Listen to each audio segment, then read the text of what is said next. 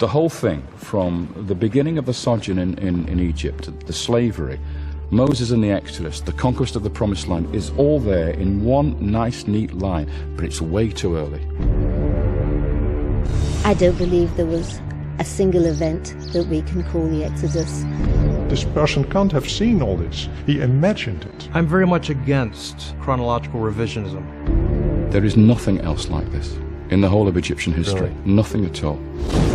When you put those cities side by side, the biblical account and the archaeology match extremely well.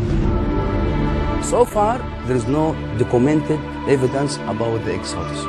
Exodus did not happen in the way that it is described in the text. How can we prove that? You look for a collapse in Egyptian civilization, and that's where you'll find Moses and the Exodus. If we can prove there even was an Exodus.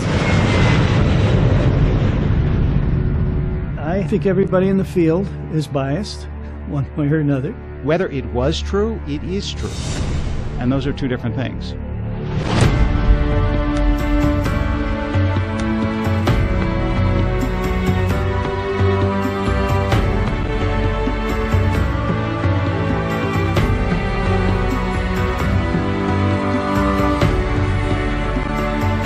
Ani, Ana, and Anel.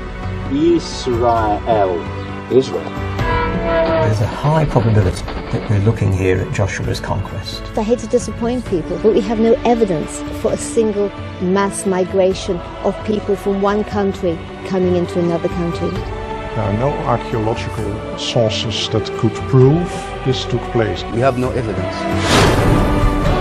If people are telling us that there was no Jericho at the time that Joshua conquered the Promised Land, and therefore Joshua is a piece of fiction, and therefore the conquest is a piece of fiction, why don't we ask the simple question, when was Jericho destroyed? In terms of reconstructing ancient history, a lot hinges on the answers. Do you think this is Joseph? Either it is Joseph or it's somebody remarkably the same. We have tombs that are clearly those of foreigners, Semites. We can tell this by the pottery, by the kind of weapons. These are not Egyptian-type daggers. They have donkeys in some cases buried with them. This was not an Egyptian practice. This is real evidence for the time when the Israelites were in Egypt as slaves. We were slaves? Why? I mean, if you're going to dream up a story, surely you'd come up with a better one than that. Look at your evidence and come to a conclusion based on the evidence. So you have a connection between the Bible story and these tablets. We have a name that's identical.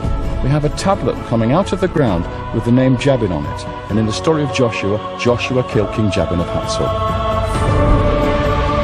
Why is it that we've never heard of these finds?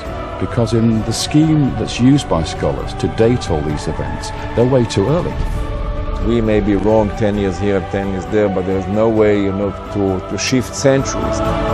As it would undo a lot of their books, wouldn't it? It certainly would, yes.